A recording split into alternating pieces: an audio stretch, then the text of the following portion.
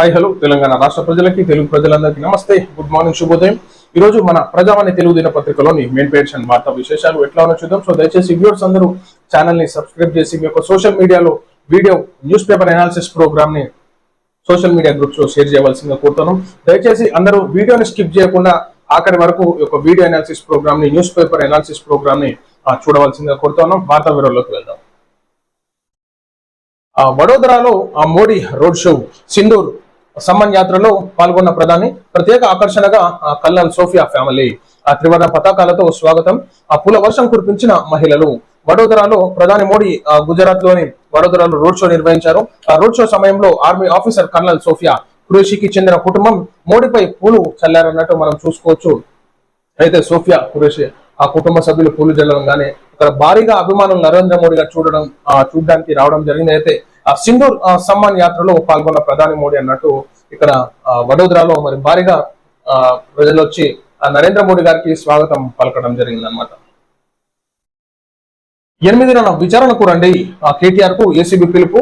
మాజీ మంత్రి కేటీఆర్ కు ఏసీబీ నోటీసులు జారీ చేసింది. ఫార్ములా ఈ కారు రేసులో నోటీసులు అందించింది.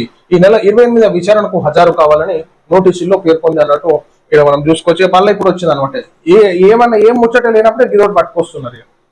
చేసేది ఒకసారి తీసుకొని విచారించి దాన్ని ఖతం చేస్తే అయిపోతుంది. కానీ మళ్ళీ గ్యాప్ ఇస్తారు, మళ్ళీ 5-6 నెలలు గ్యాప్ ఇచ్చి మళ్ళీ అంటారు. జరుగుల వాయిస్ రేజ్ చేయగానే ఖతం ఏసీబీ నోటీసులు. ఏం కథ ఇదంతా డ్రామా. కేటీఆర్ కు ఏసీబీ నోటీసులు, సర్కార్పై మండిపడ్డ హరీష్ రావు, కవిత. బీఆర్ఎస్ వర్కింగ్ ప్రెసిడెంట్ కు ఏసీబీ నోటీసులు జారీ చేయడంపై బీఆర్ఎస్ నేతలు హరీష్ రావు, కవిత ప్రభుత్వంపై మండిపడ్డారు. ఈ అంతా ఉత్తముచ్చట్నే, ఇదంతా అయ్యేది కాదు, పోయేది కాదు.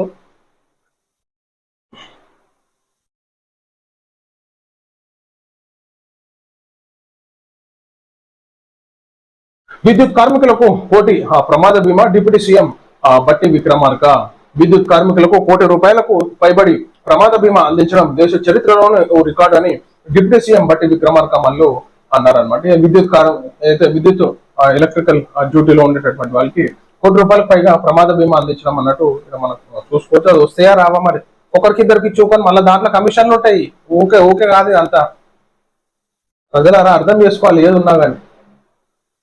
ఆపరేషన్ సింధూర్ పై పాక్ కు ముందే సమాచారం ఇచ్చారనే ఆరోపణలపై స్పందించిన జయశంకర్, ఉగ్ర స్థావరాలపై దాడుల తర్వాతే పాక్ కు సమాచారం ఇచ్చామన్న జయశంకర్, ఆ దాడులు ముగిసి పిఐబి ప్రకటన వచ్చాకే పాక్ డీజీఎంఓకు తెలిపామన్న మంత్రి. పార్లమెంటరీ కమిటీ సమావేశంలో విదేశాంగ మంత్రి కీలక వ్యాఖ్యలు. కాంగ్రెస్ ఆరోపణలు వాస్తవాలను వక్రీకరించడమేనని వ్యాఖ్య. దేశంలో మొత్తం ఒక తాటిపై నడవాలని ఎంపీలకు పిలుపు అన్నట్టు ఇక్కడ మనం చూసుకోవచ్చు. వార్తా వివరణ.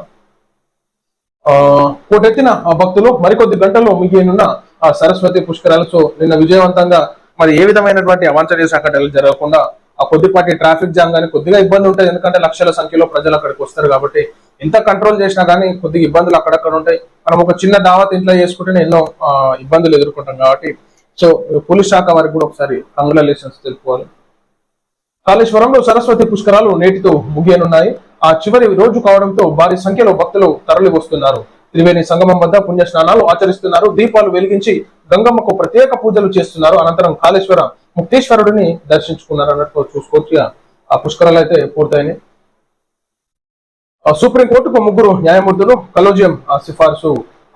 గౌహతి కర్ణాటక హైకోర్టుల ప్రధాన న్యాయమూర్తులు సహా 3 న్యాయమూర్తులను సుప్రీంకోర్టు న్యాయమూర్తులుగా నియమించాలని కలోజియం సిఫార్సు చేసింది. కర్ణాటక హైకోర్టు ప్రధాన న్యాయమూర్తి ఎన్వి అంజీరియా, గౌహతి హైకోర్టు ప్రధాన న్యాయమూర్తి విజయ్ బిష్ణోయ్, బాంబే హైకోర్టు న్యాయమూర్తి జస్టిస్ ఎస్ చందూర్కర్లను సుప్రీంకోర్టు న్యాయమూర్తులుగా నియమించాలని సూచించింది అన్నట్టు మనం చూసుకోవచ్చు. కేటీఆర్ క్యాంపు కార్యాలయంపై దాడికి యత్నం. కాంగ్రెస్ బీఆర్ఎస్ వర్గాల మధ్య ఘర్షణ. సిరిసిల్ల ఎమ్మెల్యే కేటీఆర్ క్యాంపు కార్యాలయంలో తెలంగాణ ముఖ్యమంత్రి రేవంత్ రెడ్డి ఫోటో పెట్టేందుకు కాంగ్రెస్ నాయకులు యత్నించడం, వారిని బీఆర్ఎస్ నాయకులు అడ్డుకోవడంతో రాజన్న సిరిసిల్ల జిల్లా కేంద్రంలో ఉద్రిక్త వాతావరణం చోటు. ఎందుకు రా ఈ పంచాయతీలు, చిల్లర పంచాయతీలు ఎందుకు? ఏమొస్తుంది అప్పుడు? ఫోటో అతుకు పెడితే ఏమొస్తుంది? కాడ మీరు వాళ్ళు అతుకు పెట్టరు, వాళ్ళు వచ్చి ఈడు అతుకు పెడతారు. ఏముంది దాంట్లో? ఆపరేషన్ సింధూర్ పై భారత సైన్యం ప్రత్యేక బుక్లెట్ విడుదల.